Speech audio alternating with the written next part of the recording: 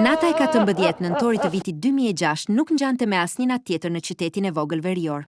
Era e ftohtë e vjeshtës përplaste dritaret e vjetra të spitalit publik, ndërsa brenda në një dhomë të errët e me aromë dezinfektuesi. Valbona dëgjonte rrahjet e veta të zemrës që garonin me kohën. Ishte vetëm 22 vjeçe, por në sytë e saj pasqyrohej pjekuria e një gruaje që kishte pritur këtë ditë për 9 muaj me radhë.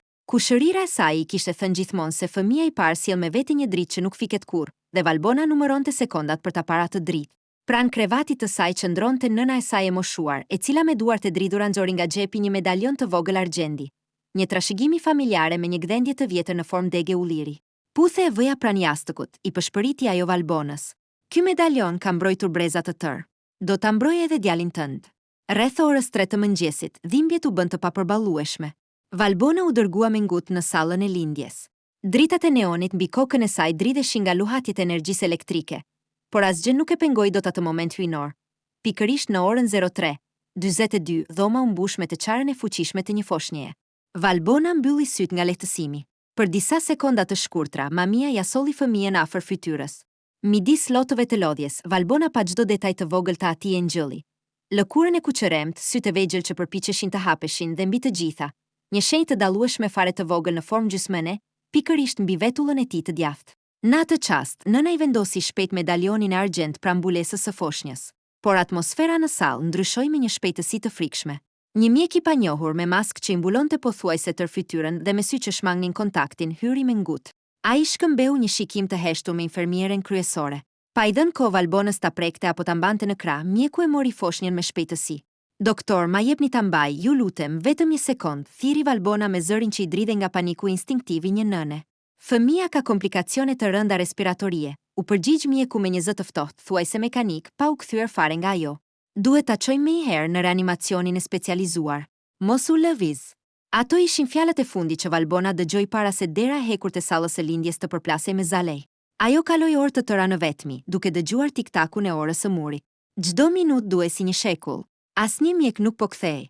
Heshtja e korridoreve të spitalit ishte mbytëse. Në mëngjes, rreth orës 8, në dhomë hyri drejtori i spitalit së bashku me mjekun e natës. Fytyrat e tyre ishin të ngurta, pa asnjë shprehje dhimbjeje. Zonja Valbona, nisi drejtori, duke mbajtur një dosje të trash kartoni në duar. Bëm gjithçka që kishim në dorë, por foshnja pësoi një arrest kardiak të menjëhershëm në orët e para të mëngjesit. Nuk mundëm ta shpëtonim. Bota e Valbonës u shemb në atë sekond. Një klith me thellë e nxjerr nga fundi i shpirtit e mbushi dhomën. Ajo refuzoi ta besonte. Më lini ta shoh. Më çoni te djali im, bertiste ajo me slotëve, duke u përpjekur të ngrihej nga krevati me gjithë dhimbjet fizike. Por mjekët e ndaluan. Nuk është e këshillueshme ta shihni në këtë gjendje. Procedurat e spitalit për raste të tilla infektive nuk e lejojnë. Trupi është dërguar tashmë sipas protokollit, u përgjigj mjeku ftohtë, duke zgjatur një letër për të firmosur, një dokument që në të vërtetë ishte deklarate falsifikuar braktisje. Valbona refuzoi të firmoste asgjë. Ajo që Valbona nuk dinte e që nuk do ta mësonte për 2 dekada me radhë, ishte se djali i saj ishte shëndoshe mirë.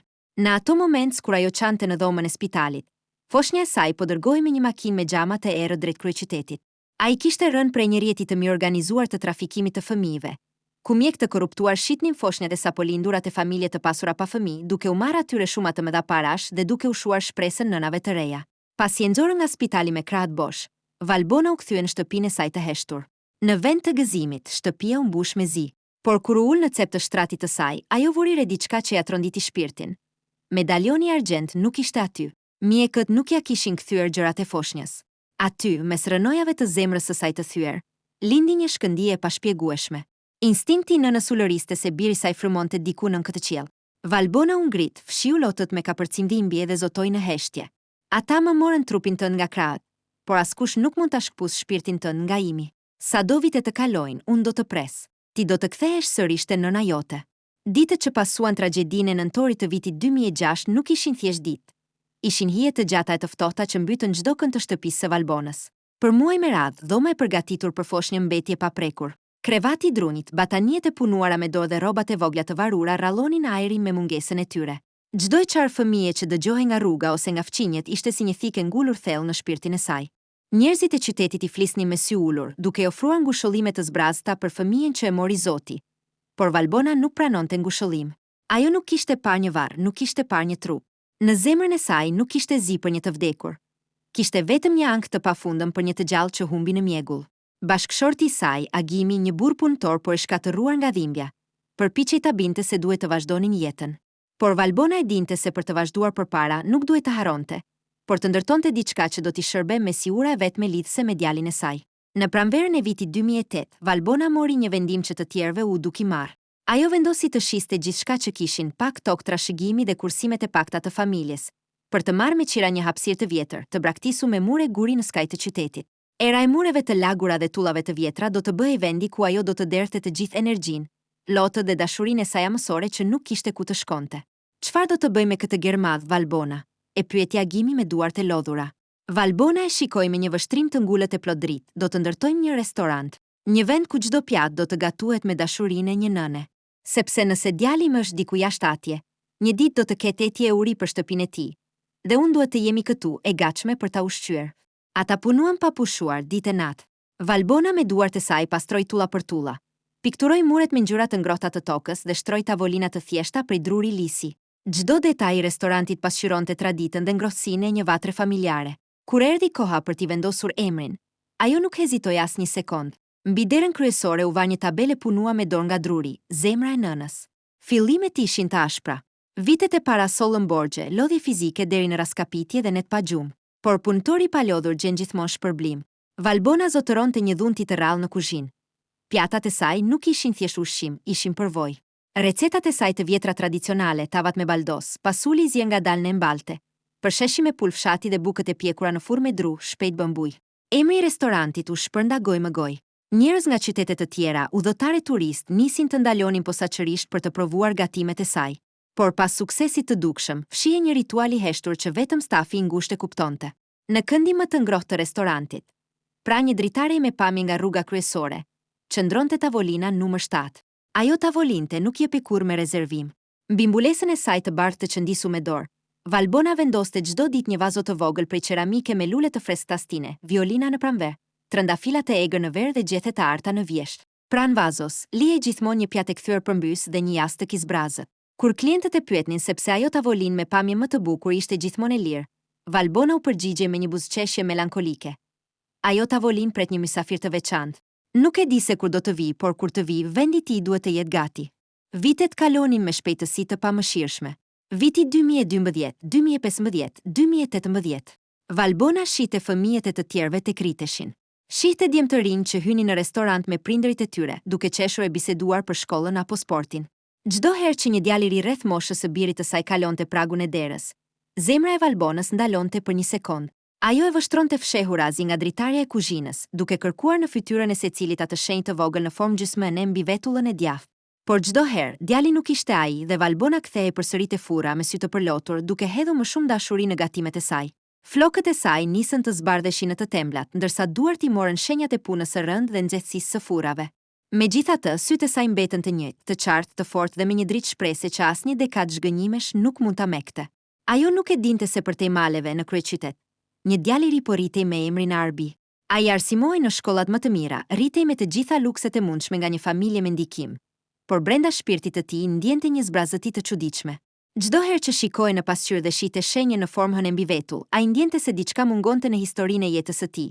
Një pyetje e madhe pa përgjigje. Viti 2020 solli pandemin dhe qetësinë e frikshme në rrugë, por restoranti i Valbonës mbijetoi. Në ato ditë vetmie, Valbona ulej shpesh te tavolina numër 7 me një ditar të vjetër ku shkruante letra për birin e saj të humbur. Sot mbush 14 vjeç, bir, shkruante ajo. Sot mbush 18 vjeç, djali im. Je bër burr tani. Ku je? A të mbron kush nga e ftohta? A të përqafon kush ku je i trishtuar? Nëna është këtu. Vatra është e ngrohtë. Pjata jote të pret. Kështu kalua 20 vjet. 20 vjet sakrifice, punë të palodhur, lot të fshehur pas avullit të kazanëve dhe një besim hynor se fati nuk mund të linte një nën me duar bosh për gjithmonë. Dhe koha në mënyrën e saj misterioze po përgatiste skenën për ditën që do të trondiste gjithçka. 8 tetorit të vitit 2026 ishte një ditë me shi të dendur e me erë të fortë që përplaste gjethet e verdha pas xhamave të restorantit Zemra e Nënës. Ishte një nga ato pasdite melankolike kur koha duket se ngadalsohet dhe ajri mbushet me aromën e druve të pishës që digjeshi me krakëllim në oxhakun e gurit. Restoranti ishte thuajse i zbrazur. Vetëm 2 qiftesh të moshuarish uleshin në krahun tjetër të sallës, duke shijuar çaj me mjaltë e kanellë, ndërsa valet e lehta të një muzike të vjetër akustike dëgjoheshin lehtë në prapavi. Valbona, tashmë 42 vjeçe, me fije të argjenta që i shkëlqenin në flokët e saj të mbledhur kapu mbrapa dhe me një përpas të bardhë të pastë mbi fustan, po fshinte banakun e drurit. Duart e saj lëviznin me një ritëm monoton, por vështrimi i saj fluturonte kohë pas kohë drejt tavolinës numër 7. Sot, mbi atë tavolinë, ajo kishte vendosur një vazo të vogël me degëz ulliri dhe disa krizantema të verdha. Pa pritur, zëri lehtë i zileve të bronzta sipërderës kryesore njoftoi ardhjen e një klienti të ri. Era e ftohtë e jashtme depërtoi për pak sekonda brenda sallës, duke sjellë me vete pika shiu dhe aromë toke të lagur. Valbona ngriti syt me një buzëqeshje rutinë mirëseardhjeje që përdorte prej 2 dekadash. Mirë se vini në. Fjala i mbeti në gjysmë. Gjaku sikur ngrirë në vena. Sfungjeri që mbante në dorë i rëshiti mbi banak, por ajo as nuk e vure. Në pragun e derës qëndronte një djalë i ri. I gjatë, me trup të drejtë të lidhur, ai mbante veshur një pallto të errët të lagur nga shiu dhe një çantë shpine të varur në njërin shpatull. Ai hoqi kapuçin e palltos, duke zbuluar flokët e tij të zi të lagur që i pikonin lehtë mbi ball. Kur ngriti headin dhe vështroi rrotull sallës, dritat e ngrohta të restorantit u pasqyrsuan drejt për drejt në sytë e tij. Ishin sy të mëdhenj me një ngjyrë të kaltër të thellë të qartë, eksaktësisht e njëjta hije e rrallë e syve që Valbona shihte çdo mëngjes në pasqyrë. E njëjta hije sysh që kishte pasur edhe gjyshi i saj. Por ajo që e bëri Valbonën të kapte fort rebanaku nga maramendja ishte diçka tjetër. Teksa djali uli pakës krahun për të fshirë ujin nga fytyra, drita e varur mbi banak ndriçoi anën e djathtë të ballit të tij. Pikërisht aty, vetëm 1 milimetër mbi vetullën e tij të djathtë, dalloi qartë një shenjë vogël lindje e lëmuar në formë të përsosur gjysmëne. Zemra e Valbonës filloi të rrahej fuqishëm saj duke se çdo person në restorant mund ta dëgjonte. Instinkti i saj, ai zë i brendshëm që kishte heshtur por kur nuk ishte fikur për 20 vjet me radhë, u zgjua si një shpërthim vulkanik. Ajo donte të bërtiste, donte të vraponte drejt tij, por këmbët i ishin mbërthyer në 2 sheme si të plombosura. Breathlessness i mori frymën. Djali i ri u duk pakës i hutuar nga heshtja e gjatë dhe vështrimi ngulët i gruas pas banakut. Ai hodhi syt rreth rrotull restorantit të ngrohtë, duke admiruar muret prej guri, fotografitë e vjetra dhe ajrin që mbante aromë buke të pjekur e erza tradicionale. Vështrimi i tij bredhi nëpër sallë derisa ndaloi te këndi më i bukur i dritares. Pa thënë asnjë fjalë, ai eci ngadalë drejt tavolinës numër 7. Përshëndetje, tha ai me një zë të ulët, mashkullor, por me një ton të butë e me respekt. A është e lirë kjo tavolinë? Shoh që ka lule të freskëta, por nuk ka tabele rezervuar. Valbona u përpoq të fliste, por goja ishte tharë fare. Ajo u ka pas murit, bëri disa hapa të ngadalë përpara dhe doli nga mbrapa banakut. Çdo hap që bënte drejt tij i duke si një kapërcim në për 2 dekada vuajtje. Ajo tavolinë. Pëshpëriti ajo me zërin që i dridej dukshëm. Ajo tavolinë ka 20 vjet që pret. Po, është e lirë. Është e lira vetëm për ty. Arbi, sepse ky ishte djali i ri, buzëqeshi pakës i çuditur nga fjalët e saj të pazakonta. Por hoqi pallton e tij të lagur dhe u ul në karrigen prej druri lisi.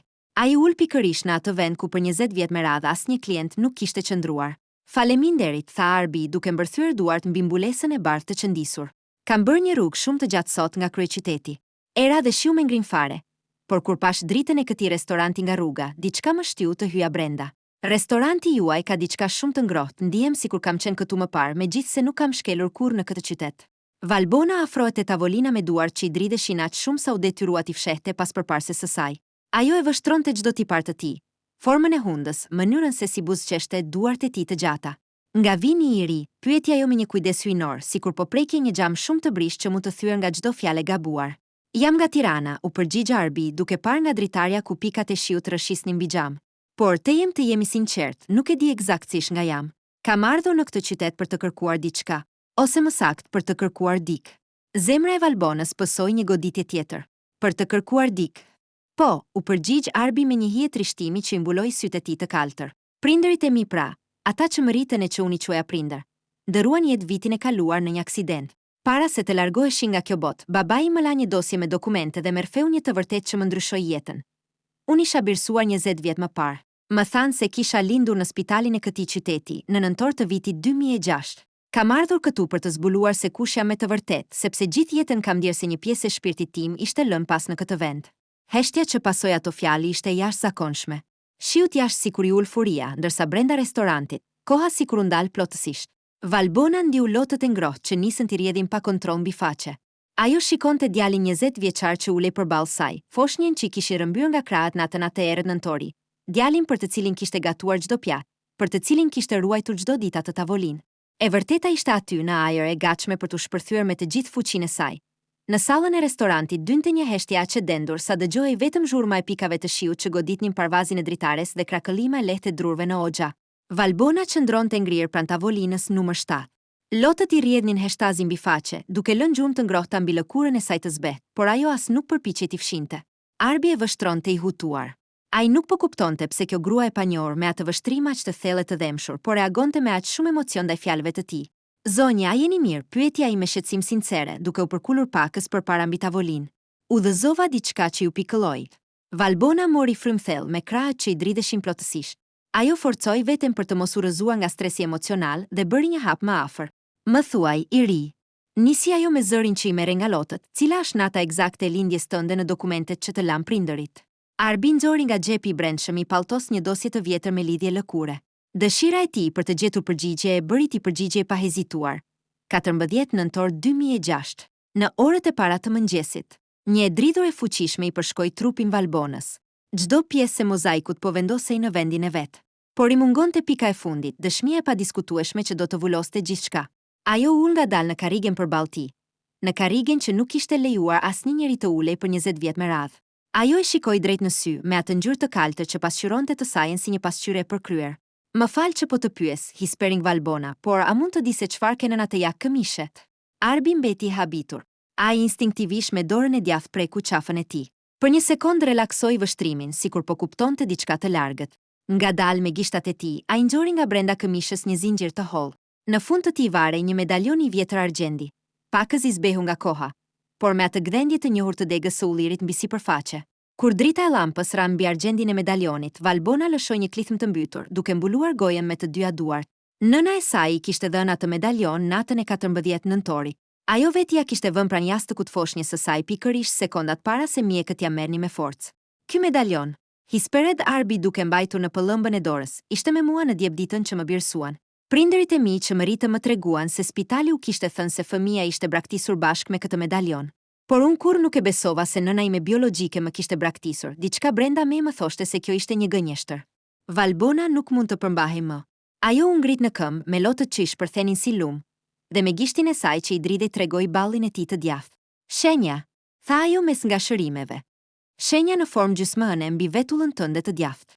Unë ta pash atë shenjë vetëm për 5 sekonda, 20 vjet më parë, para se mjekët të merrnin nga krahët e mi duke më thënë se ke ndëruar jetë. Arbi u ngrin potësisht. Sytë e tij u zmadhua nga tronditja. Pjata, lulet, restoranti, emri zemra e nënës, tavolina e rezervuar për hershëm. Gjithçka mori kuptim në një sekondë të vetme të frikshme e hyjnore. Çfarë po thoni? Përshpëriti Arbi, ndërsa zëri nisi t'i dridhej edhe atij. Unë nuk të braktisa kurrë, bir, bërtiti Valbona me të gjithë forcën e shpirtit të saj të lënduar. Ata të morën. Ata më gënjeu mua se ti nuk jetoje më. E të shitën te një familje tjetër. Por unë e dija, instinkti im e dinte se ti frymoje diku. Për 20 vjet me radhë, unë kam ndërtuar këtë restorant vetëm për ty. Çdo pjatë që kam gatuar, çdo ditë që kam hapur këtë derë, e kam bërë duke pritur ditën që ti do të kaloje këtë prag. Kjo është tavolina numër 7, tavolina jote. Asnjë njeri nuk është ulur këtu sepse ky vend ishte i rezervuar për birin tim të humbur. Valbona nxori nga xhepi përparses ditarin e saj të vjetër me fletët e zverdhura nga koha. Ajo e hapte me ngut dhe i tregoi faqe pas faqesh të shkruara me dorë. Sot mbush 5 vjeç, bir. Sot mbush 10 vjeç, djalim. Sot mbush 18 vjeç. Nëna po të pret.